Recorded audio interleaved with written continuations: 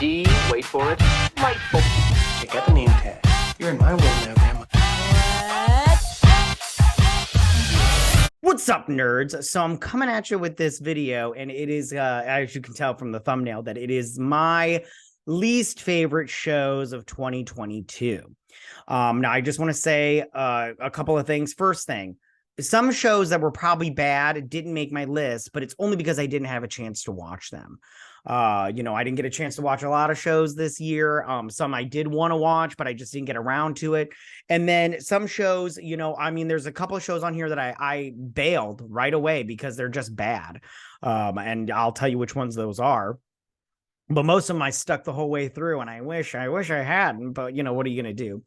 And it's just, and if this show gets on here and you loved it, have at it. You can have it. You can love it if you want. I don't care. Oops. I don't care. That's fine. That's all on you. That's not on me. I just don't like bad writing on shows, and the only one of them has good writing, but I'll tell you why it made my list and everything.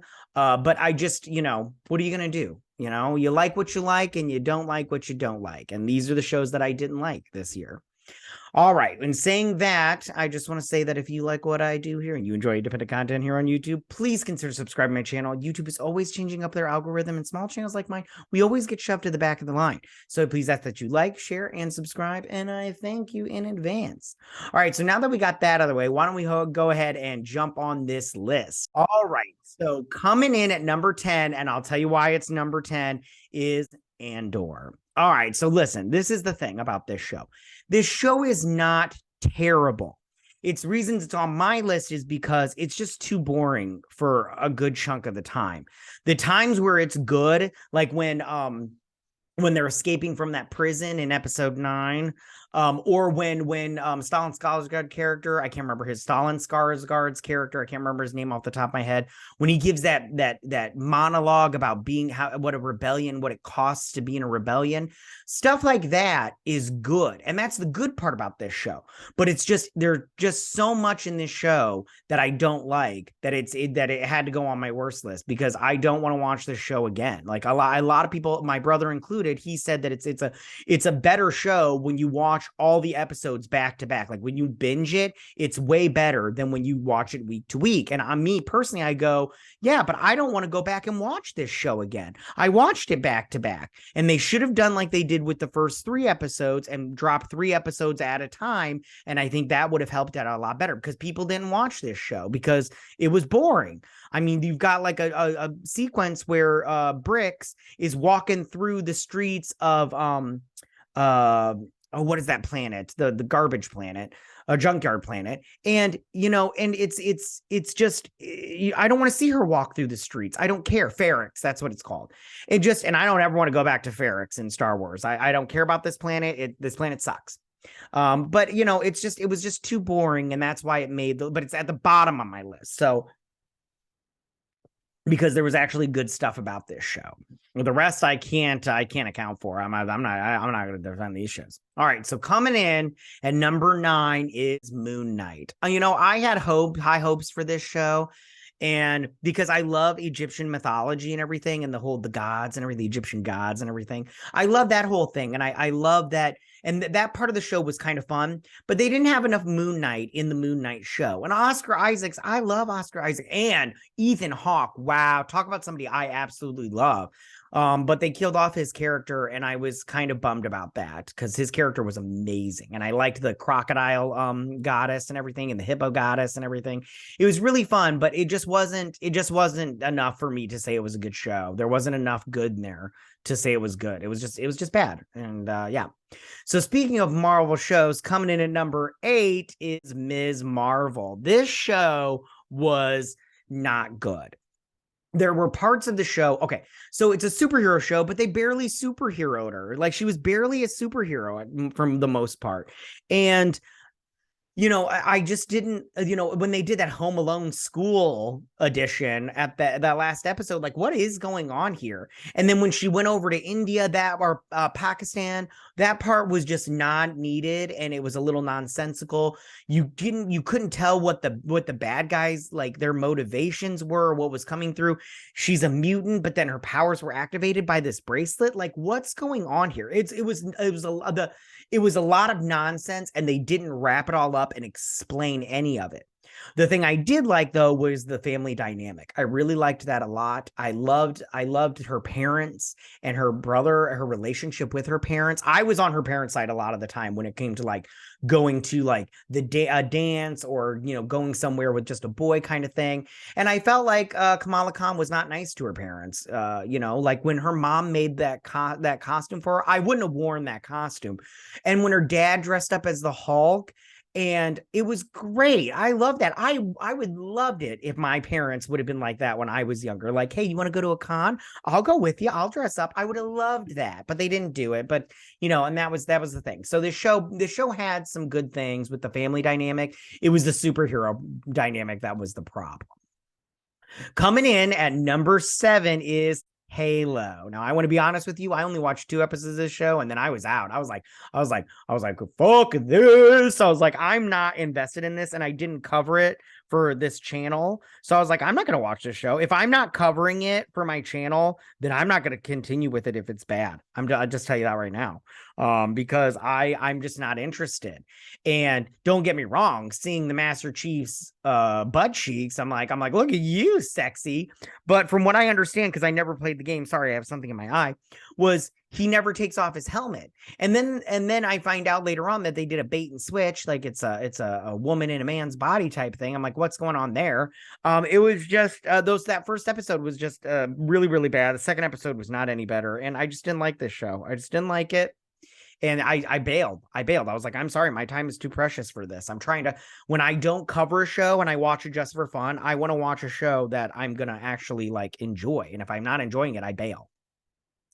Speaking of that, coming in at number 6 is Witcher Blood Origins. Man, what a crappy show. Again, only watched 2 episodes, and they were pretty bad. Like Michelle Yeoh, why are you in this show? Like, you are better than this. You are 10 times better than this. Don't get me wrong. Michelle Yeoh in this show, that didn't mean to rhyme, but that does rhyme. She looks great as an elf. She's got the pointy ears. She's got the blue eyes. She's got the tattoos on her face. She's very cool looking, but the show still is garbage. It's like making no sense. I'm all like, I don't even care about these elves and everything.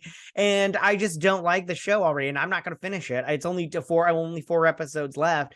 And I'm not going to watch them. I'm not going to watch it because I don't cover it on this channel, and I don't want to waste my time anymore. It's bad writing. And if you like the show, good for you, but I don't see how. It's just bad. It's really bad. So coming in at number 5 is Obi-Wan Kenobi. Oh my gosh. Now, I covered this show. I'll leave everything in the iCard section of the shows I cover, but this show's really, really bad. It's awful. It makes no freaking sense. They don't understand how the Force works. The writer of the show said he wasn't a Star Wars fan or whatnot, and he didn't watch the prequels or whatnot. And they did a bait and switch. It wasn't about Luke. It was about Leia, which made no sense whatsoever, because how did she know Obi-Wan? They said the rematch of the century, and the first one was Darth Vader not being able to walk through fire and dragging Obi-Wan, and Obi-Wan running like a little pussy boy. And then the last fight between them, I mean, it was just like they had already, and I said it in my season review, which you can check that out up here. I said that it was just a copy and paste. They copy and pasted everything from past Star Wars stuff, and they put it in this show. And I just go, that's lazy and ridiculous that you can't come up with your own ideas and your own thoughts. You just have to copy everybody else's that did Star Wars better than you. And I go, you need to be fired, Joby or Jody, whatever that dude's name is, because he sucks. And you can totally tell. And then they had that whole Moses Ingram controversy where she tried to be like, I was attacked by toxic fans, which all was fake. It was fake. 100% fake. I don't believe it happened. Go check out my video if you want, but it didn't happen. And she's a liar. And so is Disney. All right, coming in at number 4 is Naomi. Oh my goodness. I only watched one episode of this and I was like, I'm out. The comic book got canceled. The comic book sucked. And then this show sucked. You know, Naomi's just so gosh darn amazing. Everybody loves her. She's so great. And she's got superpowers. Oh my goodness. What a Mary Sue. But you said that against a woman of color. You're a bigot. And it's like, no, the show just sucks. It just sucks. And it had what's her faces? She had her fingers in this pie all with what's her name? She did A Wrinkle in Time, but I can't remember her name off the top of my head. But yeah, anything she's involved in, I'm like, it's gonna be terrible.